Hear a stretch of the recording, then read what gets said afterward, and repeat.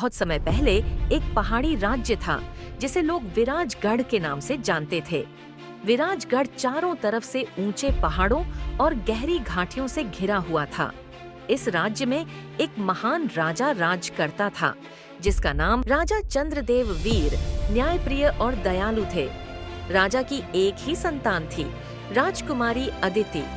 राजकुमारी अदिति सिर्फ सुंदर ही नहीं थी बल्कि एक कुशल योद्धा भी थी।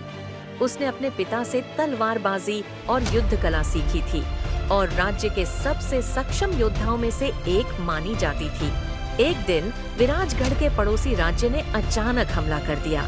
राजा चंद्रदेव ने अपने सबसे वीर योद्धाओं को युद्ध के लिए तैयार किया, लेकिन दुश्मन की सेना बहुत बड़ी और शक्तिशाली था। राजा चंद्रदेव बुरी तरह घायल हो गए और उन्हें महल वापस लाया गया। राज्य की सेना हार के कगार पर थी और सभी ने उम्मीद खो दी थी। राजकुमारी अदिति ने अपने पिता को इस हाल में देखकर फैसला किया कि अब उसे कुछ करना होगा। उसने अपनी सेना के कुछ खास सैनिकों को बुलाया और गुप्त योजना बनाई। रात के अंधेरे में अदिति ने योद्धा के भेष में अपनी सेना के साथ दुश्मन के शिविर पर हमला कर दिया। उसने अपनी पहचान छुपाए रखी और दुश्मन की सेना को पीछे हटने पर मजबूर कर दिया।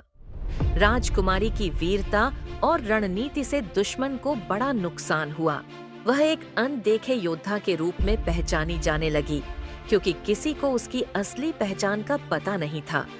दुश्मन को भारी हार का सामना करना पड़ा और उन्होंने अपने सैनिकों को वापस बुला लिया।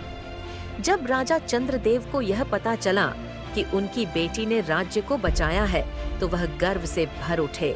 उन्होंने अदिति को खुले दरबार में बुलाया और उसे राज्य की सबसे बड़ी योद्धा का खिताब दिया। राजकुमारी अदिति ने कहा, एक सच्चा योद्धा सिर्फ अपने लिए नहीं बल्कि अपने राज्य और अपने लोगों के लिए लड़ता है। राजा ने अदिति को अगले राजा के रूप में घोषित किया और पूरे राज्य ने खुशी और गर्व के साथ इसका स्वागत किया। इस प्रकार अदिति एक नायक के रूप में जानी गई, जिसने न केवल अपने राज्य को बचाया बल्कि यह साबित किया कि साहस और बुद्धिमानी किसी भी युद्ध को जीत सकती है।